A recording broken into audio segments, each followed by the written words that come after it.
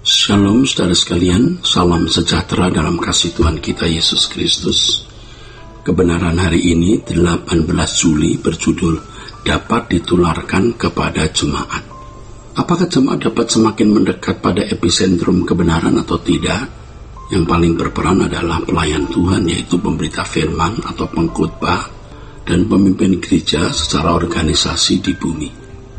Kalau hidup seorang pelayan Tuhan tidak benar, tidak suci, masih materialistis, masih bisa dibahagiakan oleh materi dunia, atau masih mengharapkan kebahagiaan dari dunia ini, berarti dirinya menjauh dari pusat pusaran kebenaran. Ini adalah kehidupan yang bersahabat dengan dunia. Tentu saja sebagai dampaknya, jemaat yang dilayani terbawa ikut menjauh dari pusat pusaran kebenaran. Hal ini sering tidak disadari, baik oleh pelayan Tuhan tersebut maupun oleh jemaat yang dilayani.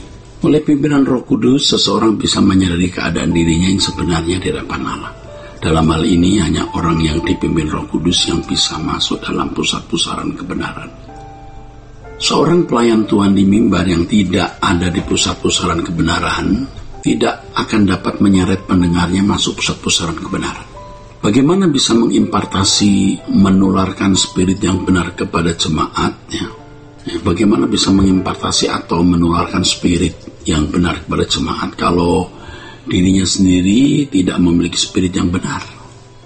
Memang tidak mudah hidup masuk dalam pusat pusaran kebenaran, tetapi seorang pelayan Tuhan harus mengusahakannya dengan segenap hidup. Usaha untuk menjadi pelayan Tuhan yang benar bukan hanya menyelesaikan studi di seminari atau sekolah tinggi teologi, tapi perjalanan hidup setiap hari untuk melepaskan beban, yaitu keterikatan dengan dunia dan ikatan dosa. Jika tidak, ia menjadi penjahat di dalam gereja yang membinasakan banyak orang. Seorang pelayan Tuhan yang tidak makin masuk dalam pusat pusaran kebenaran pasti mengajarkan kemakmuran duniawi kepada jemaatnya.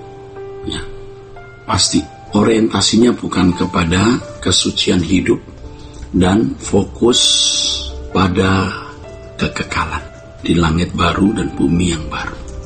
Kalau dalam pengembalaan gereja hanya mengajarkan pemenuhan kebutuhan jasmani, maka jemaat dijauhkan dari pusaran kebenaran.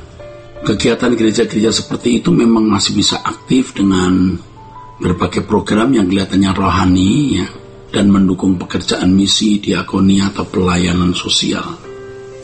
Mereka memang masih bisa mengadakan kebaktian yang sangat semarak, seakan-akan Allah hadir dalam pertemuan itu dan disukakan hatinya karena profesionalismenya sebuah penyajian acara kebaktian. Tetapi pada hakikatnya jemaat tidak mengalami pertumbuhan untuk dikembalikan ke rancangan Allah semula, yaitu semula seperti Bapa atau serupa dengan Yesus, sesuai dengan maksud keselamatan diberikan. Hal ini menyedihkan ya saudaraku sekalian. Jadi acara gereja yang menarik, yang dipikirnya bisa menyukakan hati Allah, sebenarnya tidak menyukakan hati Allah. Ini harus kita perhatikan dengan sungguh-sungguh serius supaya kita jangan terjebak dalam kebodohan, saudara. Gereja seperti ini, sementara giat dalam kegiatan rohani, sebenarnya yang saudaraku memarkir hati jemaat di dunia, padahal Tuhan menghendaki kita memarkir hati di surga, ya saudaraku. Ini harus kita perhatikan ya.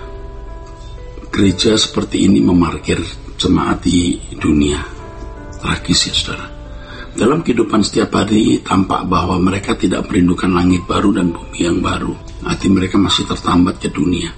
Jemaat yang tiap minggu mendengar khotbah tentang langit dan baru saja belum tentu dengan mudah bisa memindahkan hati ke kerajaan surga dan merindukan pertemuan dengan Tuhan.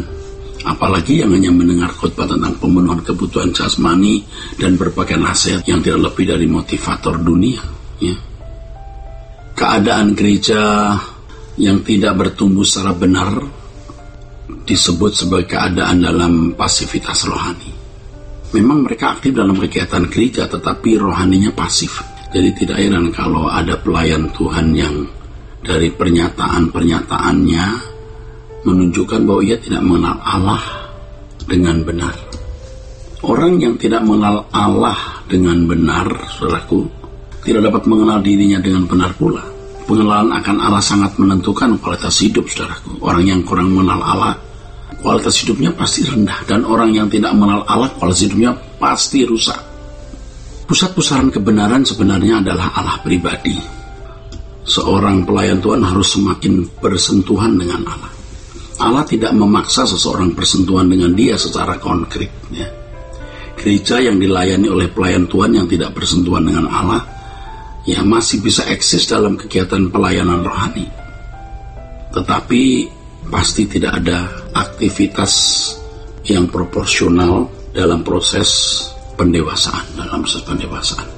Tidak ada aktivitas yang proporsional dalam proses pendewasaan. Apa sulitnya seorang pelayan Tuhan melakukan hal tersebut? Sebab dia bisa belajar teologi dari berbagai aspeknya dan teknik-teknik pelayanan, sehingga bisa sangat cakap berbicara tentang Tuhan dan mengerjakan kegiatan pastoral serta organisasi. Tetapi mereka melayani tanpa jiwa atau nafas kehadiran Allah. Sangat terasa kering dan mekanis pasti. Dan pastinya banyak agenda pribadi yang menyertainya. Pelayan-pelayan Tuhan yang bersentuhan dengan Allah bisa memberikan seminar, khotbah, dan berbagai pelayanan rohani lainnya, tapi tidak mengubah jemaat dan tidak menyeret jemaat ke epicentrum kebenaran, yaitu Allah sendiri. Ya, sebab pelayan-pelayan Tuhannya sendiri juga tidak ada dalam pusat pusaran kebenaran.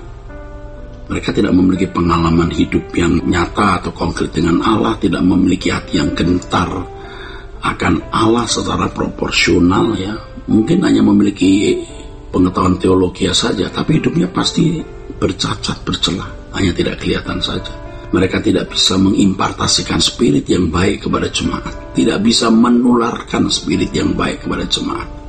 Kehidupan mereka masih normal di mata manusia, dan kehidupan yang normal di mata manusia tidak akan menularkan kehidupan yang normal di mata Allah, saudara. Kiranya kebenaran hari ini memberkati kita sekalian. Sola Gracia.